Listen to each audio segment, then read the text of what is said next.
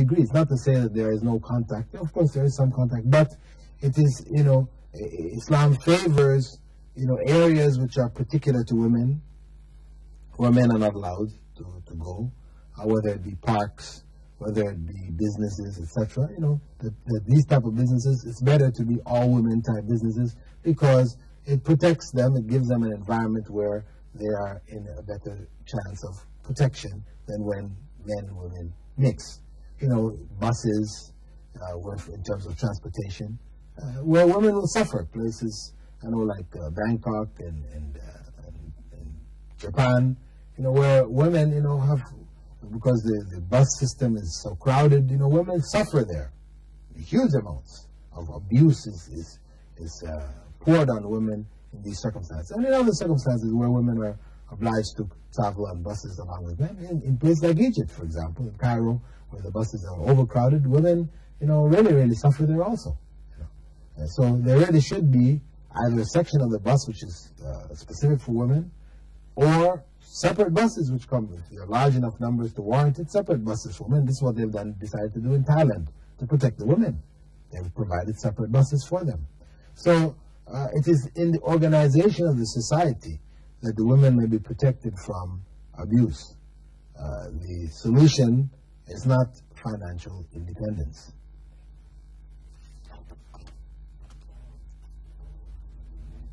Our next question comes from Mrs. Yasmin Najmuddin.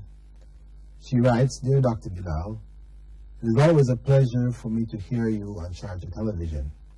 Your lectures on Islam and answers to the questions are quite good and beneficial. I would like to ask you concerning the Ahmadiyya. Could you please define what this group is and in what way they differ in value from Islam?"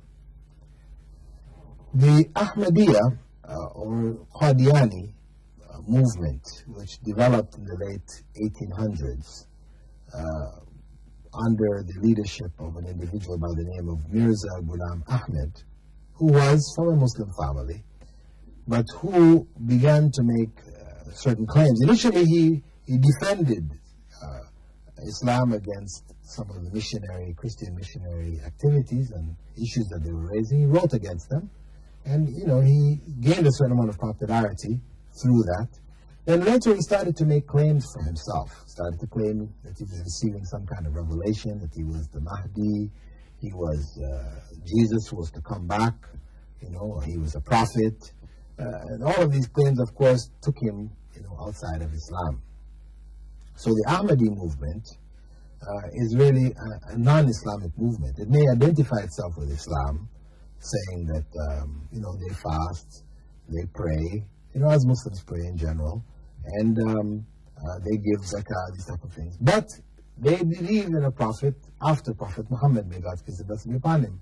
And Islam has clearly held as it's one of its principles that Muhammad, may God's peace and blessing be upon him, was the last of the prophets. So anyone who claims to be a prophet afterwards is an impostor, and anyone who believes in them have left Islam. Now, that group or that movement split into two branches, a Lahore branch, and a Karachi branch. One which maintained the original teachings of Ghulam Ahmed, that he was in fact a prophet of Allah. And the other, that is, they're usually referred to as the Qadianis, because he was from Qadian, originally in India. And the other group, which is sort of a reform movement led by Maulana Muhammad Ali, one of their leading scholars, etc., they modify the teaching, saying that he was a reviver. So they don't hold him to be a prophet. However, for them to hold him to be a reviver, when the man claimed that he was a prophet receiving revelation, etc., it still keeps them outside of Islam, because they focus on an individual and they follow an individual, his writings, etc., etc., who was himself an apostate. So that takes them out of Islam. and they have been ruled in Pakistan to be a non-Islamic sect. The Rabita, the World Muslim League in Mecca, which has representatives from various parts of the Muslim world, they declared the Ahmadi Qadiani movement as un-Islamic, so they're not considered to be within the bounds or the folds of Islam. Now, what this means is that, of course, I mean, in ignorance, Muslims in Pakistan, may even marry among them, thinking of them as Muslims, etc. But in fact, such marriages are invalid. For a Muslim man or woman to marry an Ahmadi or Qadiani, this is an invalid marriage. It's not recognized according to Islamic law because they are non-Muslims. A Muslim man may marry a Christian woman or a Jewish woman, but to marry a Hindu or a Buddhist or a Qadiani or any of the other groups which are outside of Islam or Christianity and Judaism is forbidden. And a Muslim woman may only marry a Muslim man. And since the Qadianis, Ahmadis are not considered to be a part of the fold of Islam, then such marriages would be considered invalid. That is, a woman who entered in such a marriage was in fact entering into a state of fornication. This is a very serious thing because of, as I said, in Pakistan there are many in ignorance, who have ended up in these kind of relationships. I've met, a number who said, well, my mother was a Qadiani and my father was a Sunni, and all these kinds of mix-ups because people don't really know or understand about these groups and whether they're within the bounds of Islam, whether they're outside the bounds. They just figure it's maybe just another madhab, a school of Islamic law, as we have the Shafi'i and Hanafi, etc. schools, which are schools of Islamic jurisprudence. But these don't represent different sects. The Ahmadi Qadianis are not a part of Islamic teachings. They're outside of Islam. So marriage to them would be, as I said, unacceptable. The second question, which Mrs. Yasmin Najmuddin writes, is with regards to Tawheed and the changing world of temptation, what is the relevance of Tawheed in this context? Well, Mrs. Yasmin is asking really about a topic which is, of course, it's quite a big topic to cover. Maybe it would require a whole lecture to address it. But we could just briefly say, as our program comes to an end, that Tawheed, which is believing in the oneness of Allah and that all comes from Allah, nothing takes place except by the will of Allah.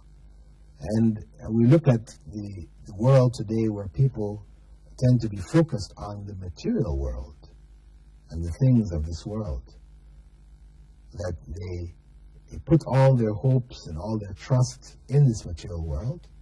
I would say that Tawheed, the concept of true monotheism in Islam, has particular relevance in extricating human beings from slavery to this world.